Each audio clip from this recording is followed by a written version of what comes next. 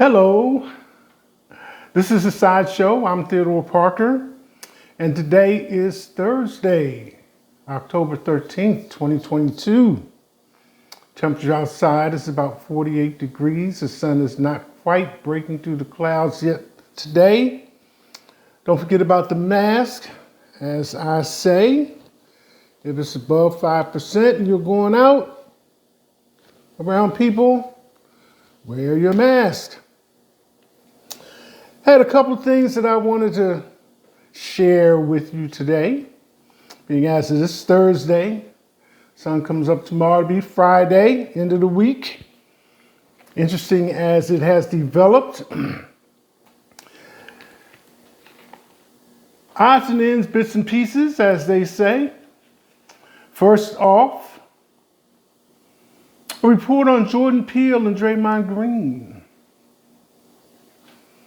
From Mama Green. He pushed him and he hit him. Got that? He pushed him and he hit him.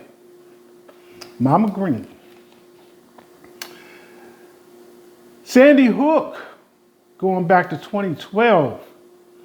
Alex Jones has been ordered by the court to pay $298 million for saying that the Sandy Hook shooting was a hoax in which 20 children and 6 adults were killed. Some of the things I didn't know. Meta had its launch on Monday, had a tech meeting yesterday, and my original impression of the launch related to the Quest headset, VR.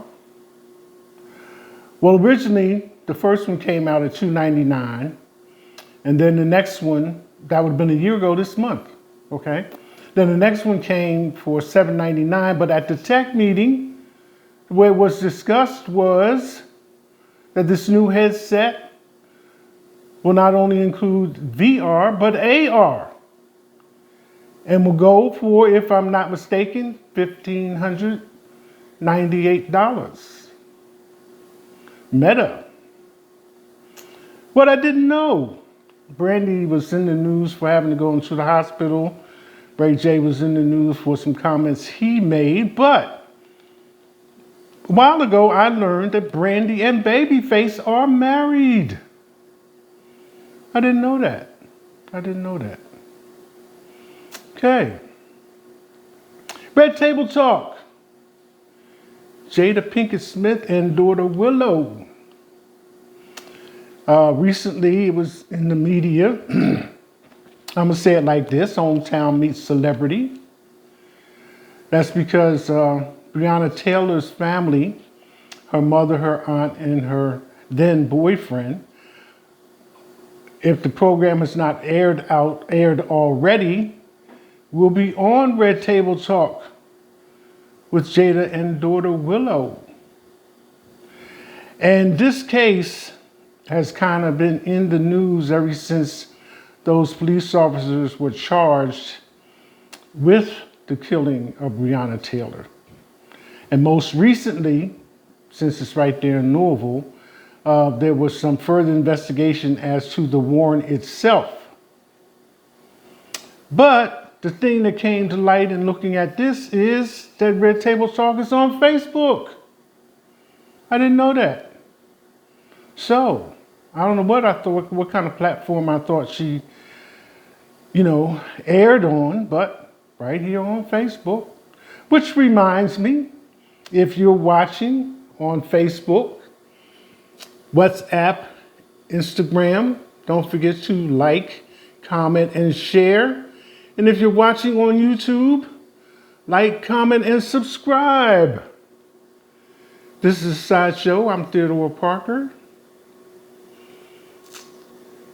Also, Queen Latifah, known for keeping her private life quiet and not speaking up on things, most recently received a Lifetime Achievement Award on BET was out with her 3-year-old son named Rebel. So, there you have that. And I followed Queen Latifah probably ever since the movie Set It Off. And those 4 women were in that, and the soundtrack was good, and Jada Pinkett Smith was another one, and Elise, and Vivica A. So it was just like a natural thing to stay up with what's going on with them. So Queen Latifah out with son Rebel, 3 years old. Jumping ahead a little bit. November 1st will be Native American Heritage will start. Native American Heritage Month. So I think at this point it'd be good to interject a thought. You know, there are beautiful women in all cultures, I believe. And I think, that being said, I would hope that it stays true even when the makeup comes off. Good morning, gorgeous. Straight out of Mary J. Anyway, just to kind of round things off a little bit, today, with a few days remaining in Hispanic Heritage Month, October 13th, 1989. Anyway, speaking about Alexandria Ocasio-Cortez, it's her birthday today. New York, I believe it is, representative. At the time she was sworn in 2019, she was the youngest representative at 29 years old to be sworn in to the Congress. So, a moment for Alexandria Ocasio-Cortez, commonly referred to as AOC.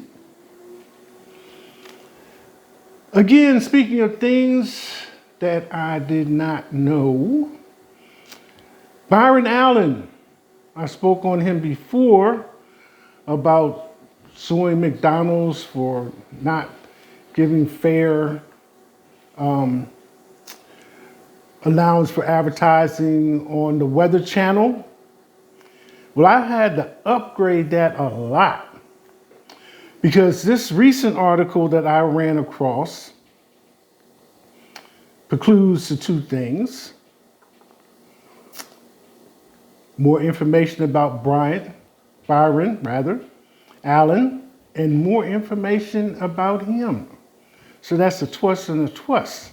So the title of this article is called Billionaire Byron Allen Makes History as Most Expensive Home Purchase by an African American in the U.S. The media mogul, which has really increased my understanding of who this man is, let alone the fact that he is a black man, has purchased a home in Malibu's Paradise Cove for $100 million. Neighborhood's most expensive real estate transaction this year. So I'm just going to share this with you verbatim because it's just hard to ignore, you know? Here we go. Malibu's Paradise Cove neighborhood is getting a new resident. Billionaire media mogul Byron Allen. The Los Angeles-based Allen Media Group / Entertainment Studios chairman and CEO, whose company is valued at more than $4.5 billion and is the largest privately held media company in the United States, reportedly paid $100 million, the most ever for an African-American buyer in the United States, U.S.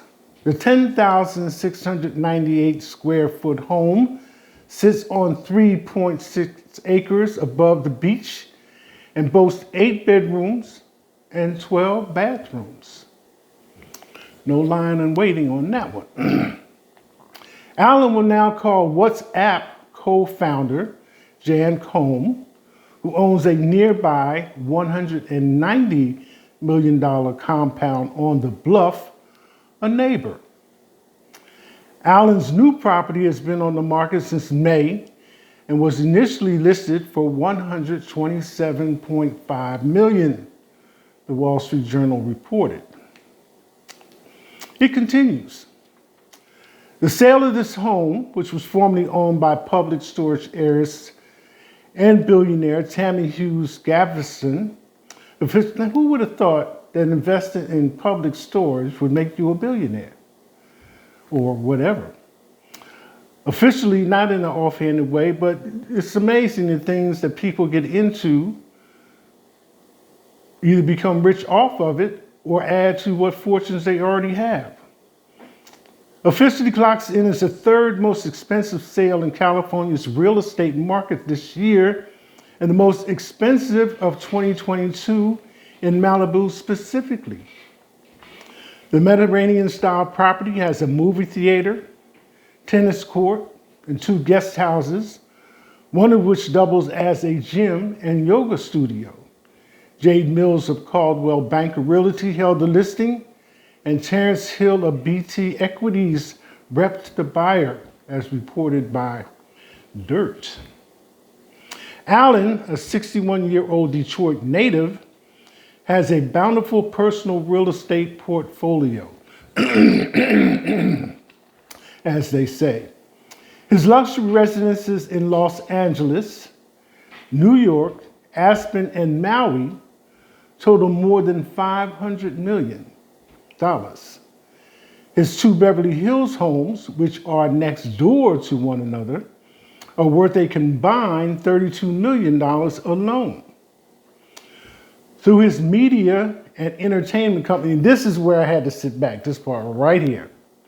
Through his media and entertainment company, Allen owns ABC, NBC, CBS, and Fox Network affiliate broadcast TV stations, as well as a 24-hour high-definition TV networks and various streaming platforms like the Weather Channel, HBCU, Go Sports TV, Comedy TV, and Local Now. I'm amazed. Truly amazed. It takes me back, I'm 61. So I know, although we all have this fantasy that these things just happen overnight, a mind is a terrible thing to waste. And he certainly put his to good use. And the other one, to be young, gifted, and black. And I think he has proved that on all levels. Byron Allen, media mogul. Best bought a property in Malibu. So that was my take on today, what I wanted to pass on to you. This is The Side Show. I'm Theodore Parker. That's it. Hashtag.